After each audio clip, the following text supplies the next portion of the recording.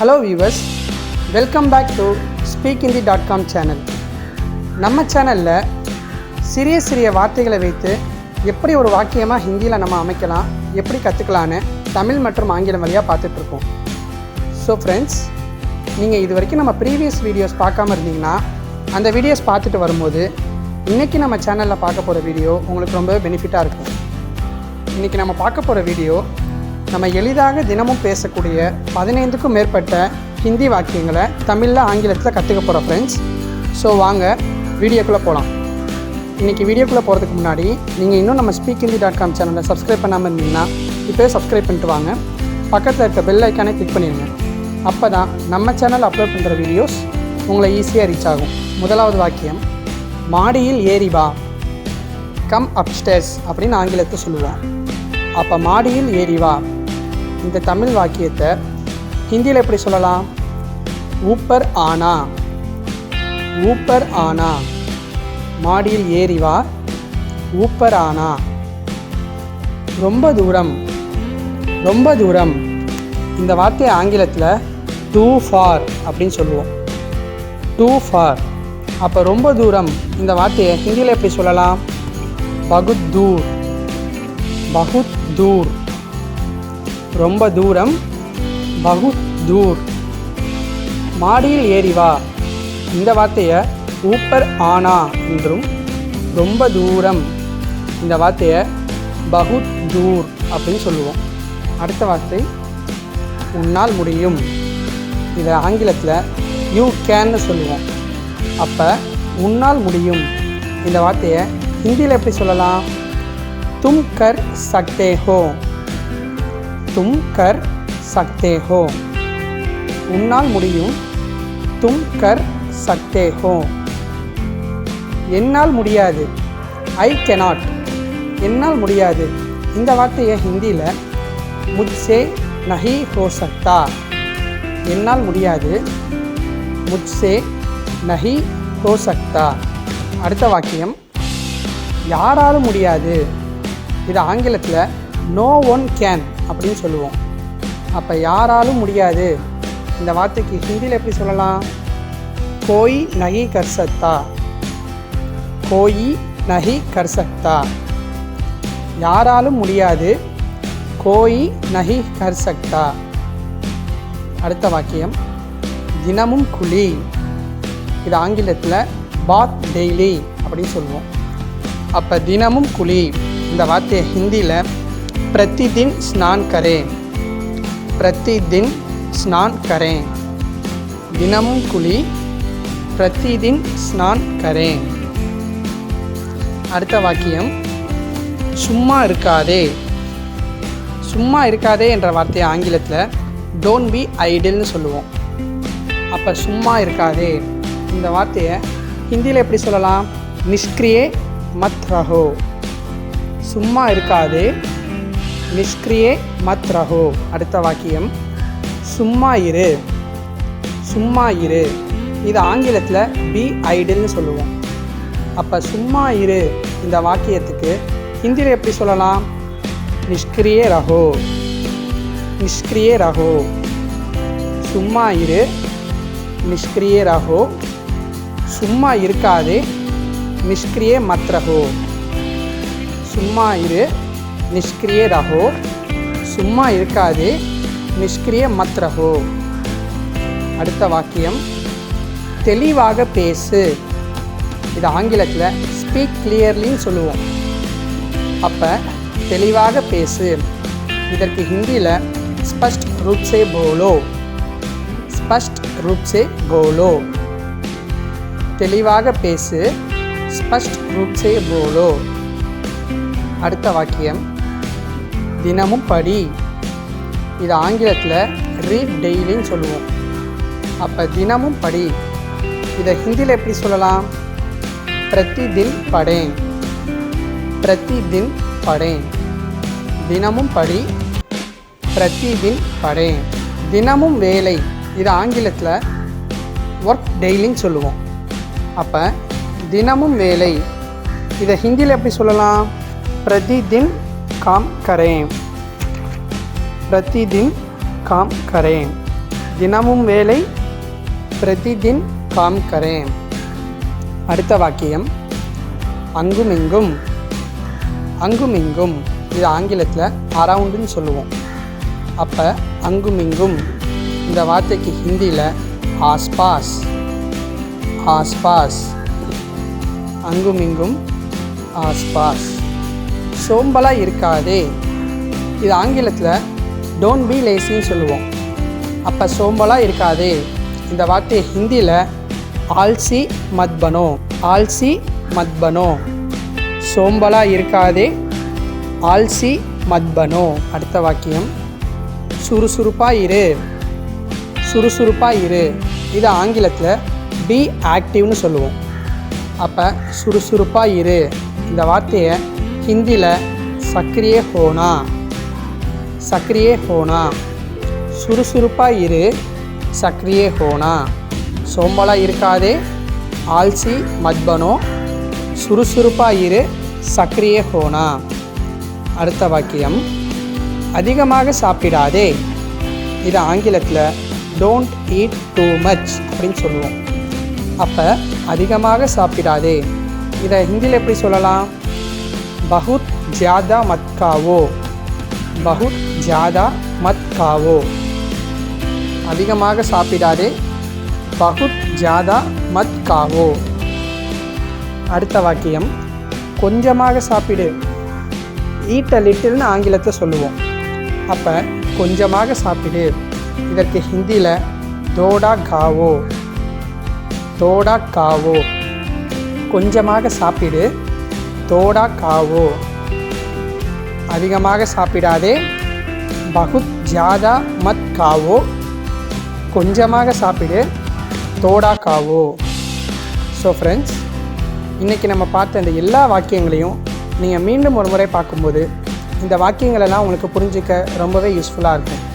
இன்றைக்கி நம்ம பார்த்த வாக்கியங்கள் மாடியில் ஏறி வா, ஊப்பர் ஆனா, ரொம்ப தூரம் பகுத் தூர், உன்னால் முடியும் தும் கர் சக்தே ஹோ, என்னால் முடியாது முட்சே நஹி ஹோ சக்தா, யாராலும் முடியாது கோயி நஹி கர் சக்தா, தினமும் குளி பிரதிதின் ஸ்நான் கரேன், சும்மா இருக்காதே நிஷ்கிரியே மத் ரஹோ, சும்மா இரு நிஷ்கிரியே ரஹோ, தெளிவாக பேசு ஸ்பஷ்ட் ரூப் சே போலோ, தினமும் படி பிரதிதின் படேன், தினமும் வேலை பிரதிதின் காம் கரேன், அங்குமிங்கும் ஆஸ்பாஸ், சோம்பலாக இருக்காதே ஆல்சி மத் பனோ, சுறுசுறுப்பாக இரு சக்ரியே ஹோனா, அதிகமாக சாப்பிடாதே பகுத் ஜியாதா மத் காவோ, கொஞ்சமாக சாப்பிடு தோடா காவோ. இது சரி இது ஆங்கிலத்தில் திஸ் இஸ் ரைட்டுன்னு சொல்லுவோம். அப்போ இது சரி இந்த வார்த்தையை ஹிந்தியில் எப்படி சொல்லலாம்?